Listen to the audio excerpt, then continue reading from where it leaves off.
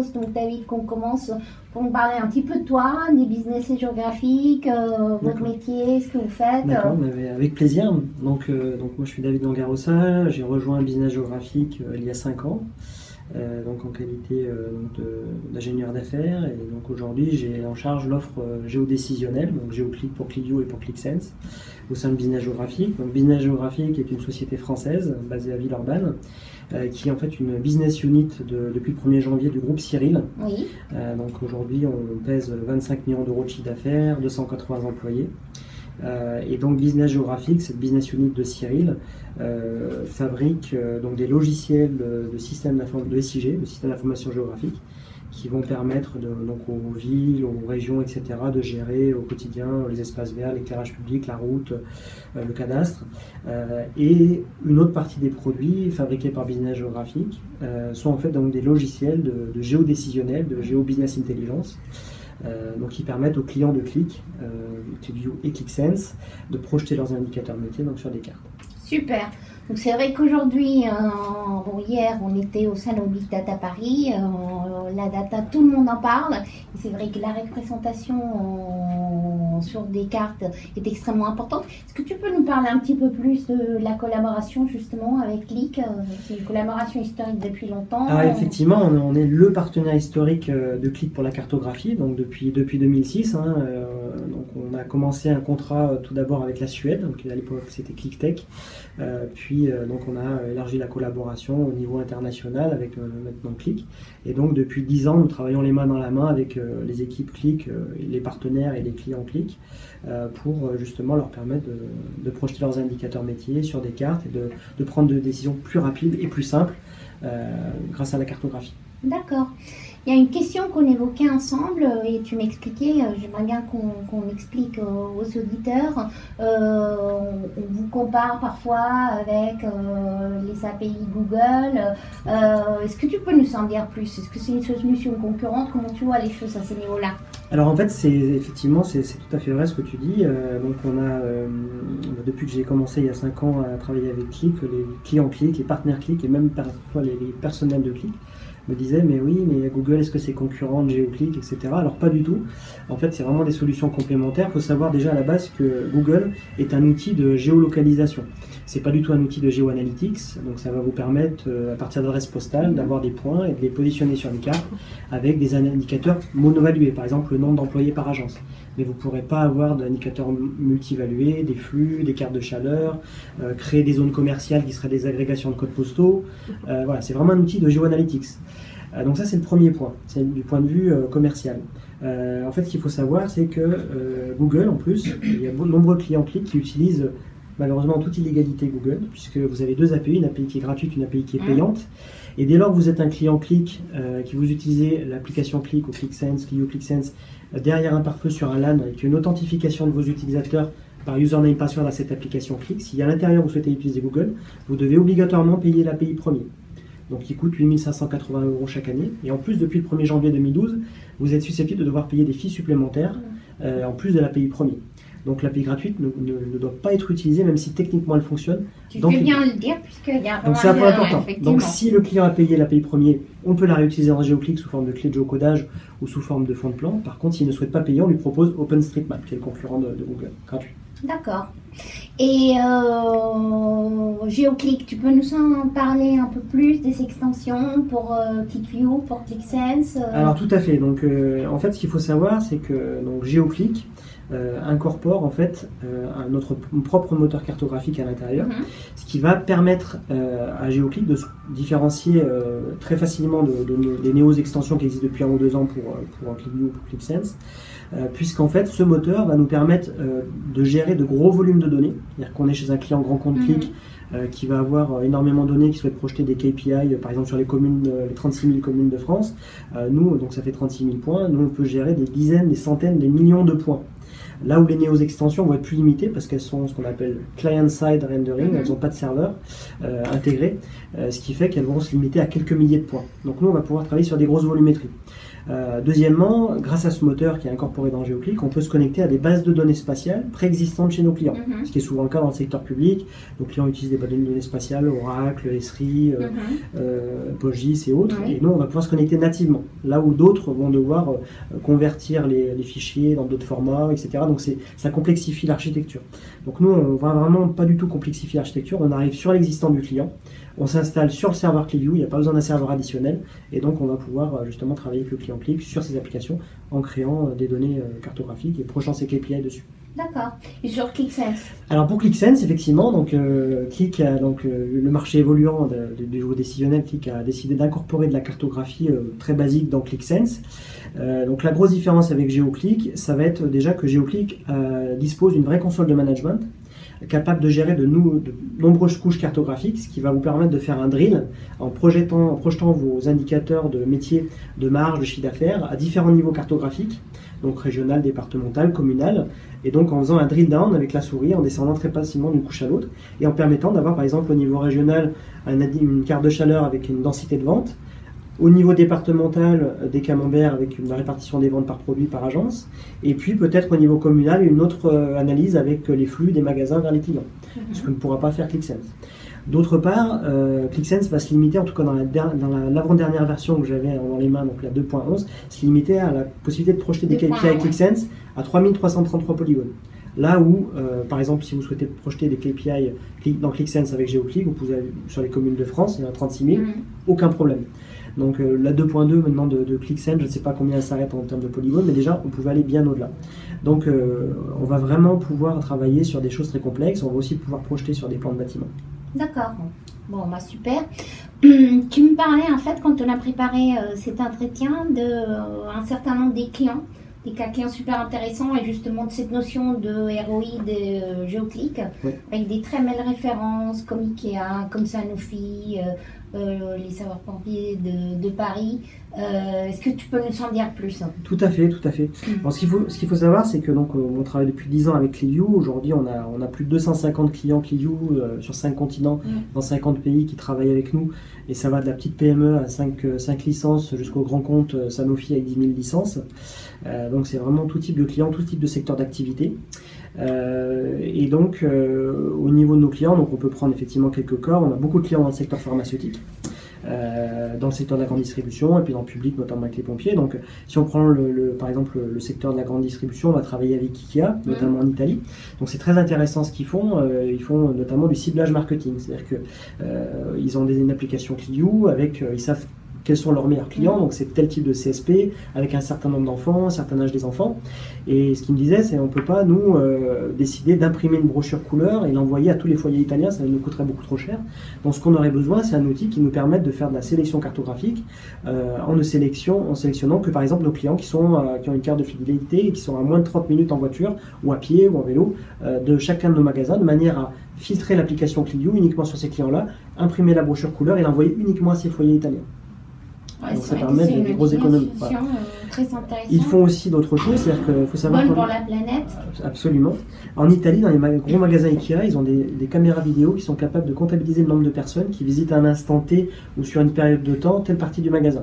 Donc en fait, projeter sur des plans de bâtiment sur chaque étage avec les indicateurs de chiffres et de marge dans ClickView, ça va leur permettre de voir le parcours client et d'améliorer le merchandising. Donc, où positionner mes produits aux meilleurs endroits, donc grâce au merchandising et donc grâce à GeoClick et ClickView. D'accord.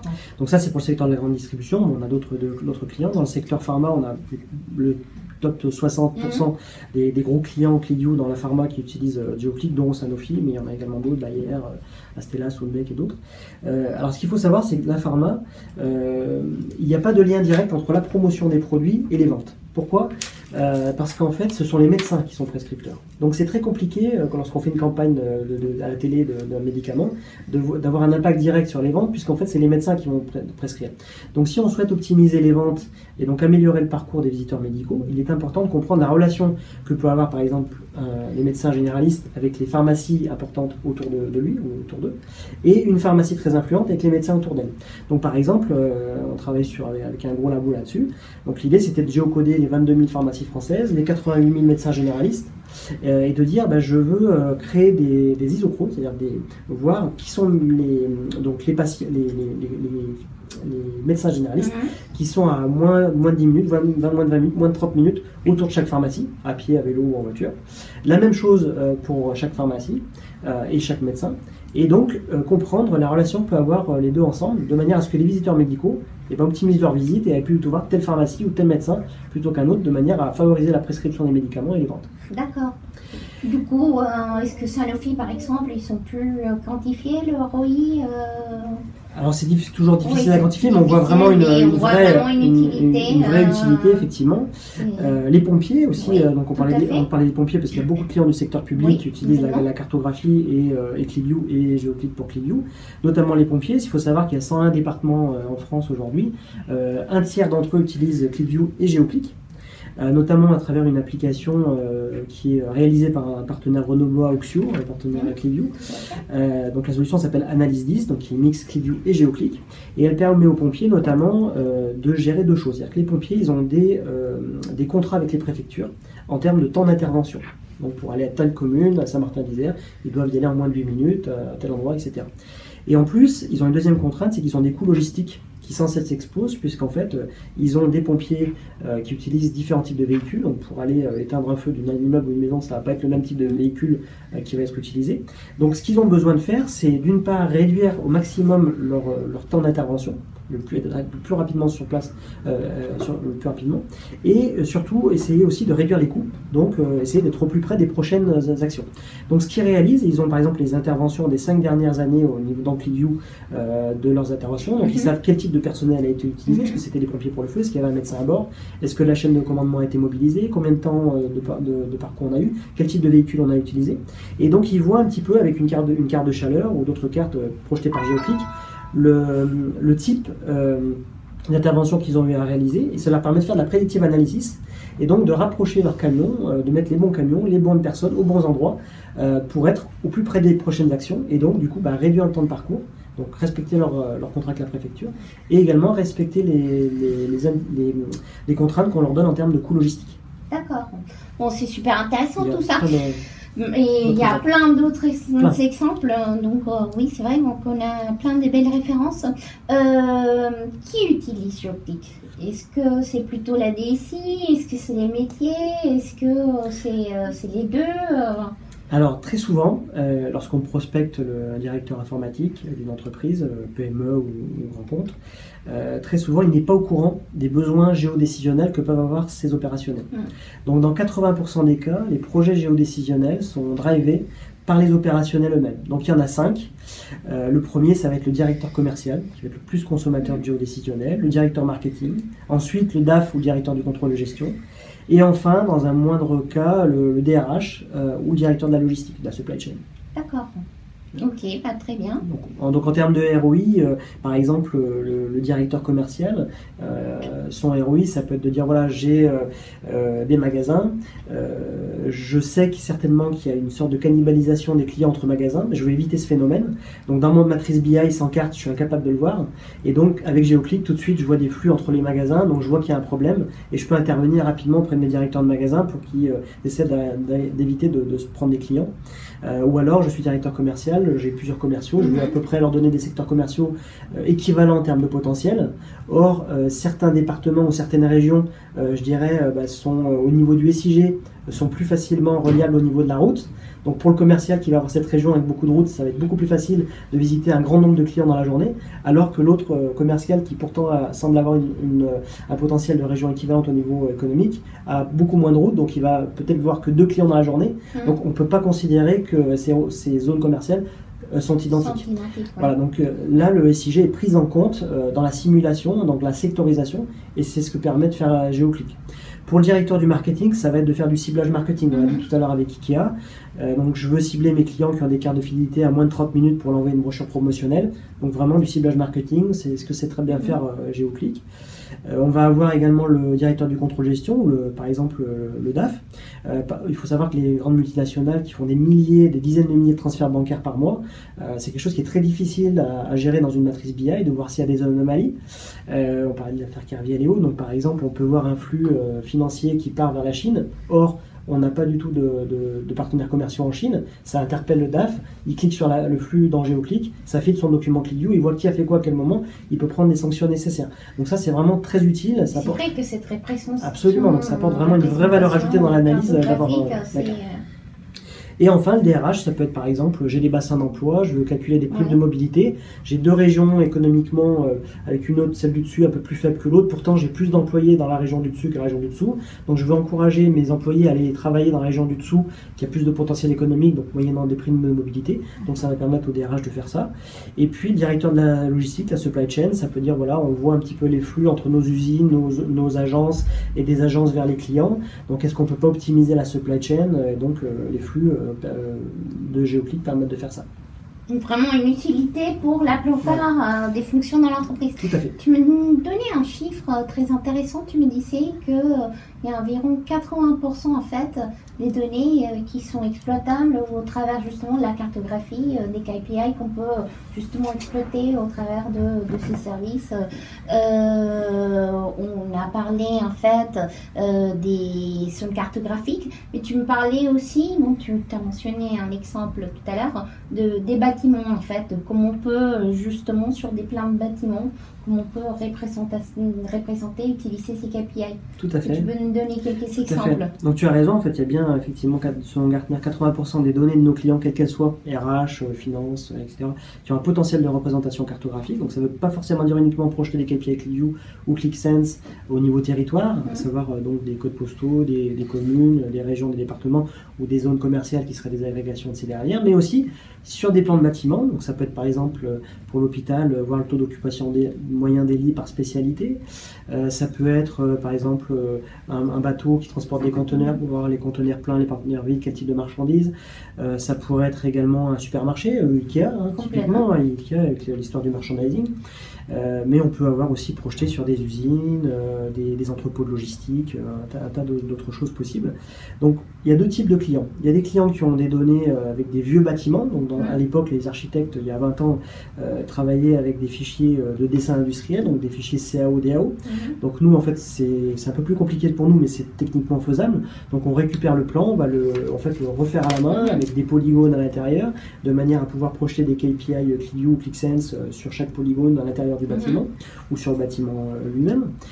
Et puis sur les bâtiments nouveaux, donc il y a une dizaine d'années, aujourd'hui les architectes travaillent directement avec ce qu'on appelle les shapefiles, les fichiers plats, qui ont des polygones tout tracés à l'intérieur, donc là c'est beaucoup plus simple de les intégrer. Bien la tâche, Et donc on permet effectivement de projeter, et on a de très nombreux clients aujourd'hui qui nous demandent de manière récurrente de pouvoir travailler sur des plans de bâtiments, des centres commerciaux, voilà. Donc c'est très intéressant. Plein d'usages qui vont se développer. Et donc ça m'amène à ma prochaine question. Donc il y a plein de nouveaux usages qui sont développés, beaucoup d'innovations. Comment tu vois justement l'évolution, le cloud, les géoservices, il y a plein de choses qui se passent en fait sur ce marché. Alors absolument, tout à fait. Donc aujourd'hui, tu parlais du cloud. Donc nous, on a investi très lourdement dans le cloud il y a maintenant à peu près 5-6 ans. Donc Business Geographic aujourd'hui a un vrai data center qui est certifié Tier 3+. Donc c'est un des plus hauts niveaux de data center en France. On a d'ailleurs eu l'agrégation il y a quelques temps sur l'hébergement des données de santé à caractère personnel, donc c'est dire au niveau de sécurité de notre data center, et on fournit régulièrement des services dans le cloud qui sont demandés par les clients ClickView, les clients ClickSense, qui souhaitent avoir donc des applications ClickView, Géoclick dans le cloud. D'ailleurs, on voit des partenaires Click qui font leur business model sur le cloud. En Espagne, j'en connais un notamment, en France, il y en a d'autres. Et donc très régulièrement, nos clients nous demandent d'avoir des services Géoclick, ClickView dans le cloud. Donc on sait fournir ça, et nos partenaires, on pousse nos partenaires pour revendre des solutions dans ce domaine-là. Ensuite, dans notre data center, on a également ce qu'on appelle un portail de géoservice qui va permettre d'être utilisé avec GeoClick dans ClickView ou dans ClickSense, ou sans d'ailleurs, pour avoir des données dans l'intranet, l'extranet, le site web, notamment ce qu'on appelle donc du géocodage. Donc, je parlais tout à l'heure des cartes de fidélité, par exemple pour une enseigne de grande distribution. Donc on a par exemple 500 000 géocodages à réaliser, ou on a 1 million de cartes de fidélité, on a que les adresses postales. On voudrait pouvoir avec une carte de chaleur voir nos clients autour de nos magasins, pour implanter de nouveaux magasins par exemple. Donc nous on va aller récupérer un fichier Excel avec plusieurs centaines de milliers de lignes, l'intégrer dans le portail, on va récupérer les XY et ensuite soit les mettre dans la console de management GeoClick pour positionner des KPI ClickView au niveau des magasins ou des clients dans l'application ClickView, dans l'application ClickSense, mais on pourrait très bien récupérer ces données-là pour les mettre dans l'intranet, l'extranet, le site web. C'est totalement décorrélé de GeoClick, mais on peut utiliser avec. On a l'isochronie, c'est-à-dire qu'une fois que j'ai calculé, j'ai géocodé, mais par exemple tout à l'heure je prenais l'exemple de la pharma, mes 22 000 pharmacies, mes 88 000 médecins généralistes français, et que je souhaite étudier la relation que peut avoir les deux, je calcule des isochrones, donc ce qu'on appelle des patatoïdes, qui est le temps de parcours moyen à pied, à vélo ou en voiture, autour de chaque point, et je filtre mon document ClickView grâce à ça, mais ça peut être utilisé aussi dans l'intranet, l'extranet et autres. On a également du calcul de distance. J'avais un client notamment Orange en Tunisie qui me disait voilà, nous parfois au niveau du service de fraude on s'aperçoit qu'il y a 2 clients qui appellent au même moment à 5 minutes d'intervalle avec les mêmes identifiants, sauf que le numéro de téléphone n'a rien à voir, c'est peut-être à 200 km l'un à l'autre, le client n'a pas une fusée, il n'a pas pu parcourir tant de kilomètres en 5 minutes, donc c'est forcément une fraude, et on voudrait aujourd'hui on ne sait pas le faire, on voudrait qu'avec GeoClick on puisse le faire en temps réel dans notre centre d'alerte, donc on fait ça avec GeoClick et ClickView pour Orange Tunisie, donc c'est des choses intéressantes. Et puis, dernier service, c'est l'optimisation de tournée. Par exemple, je prends une structure comme OVH qui va en fait travailler avec des personnes handicapées en France. Donc, il y a des soignants qui vont faire des tournées pour aller visiter les patients qui ne peuvent pas se rendre malheureusement chez eux parce qu'ils sont tétraplégiques ou autres, donc pour aller les soigner. Et puis aussi les patients qui sont rattachés à certaines structures médicales qui eux peuvent se déplacer, où il y a un ramassage qui est réalisé pour aller vers les structures, pour les optimiser justement les parcours. Donc on sait faire ça, où on doit livrer des repas à des personnes âgées, donc comment optimiser le parcours des livreurs, mais aussi ça peut être adapté aux commerciaux pour aller voir des clients. Complètement.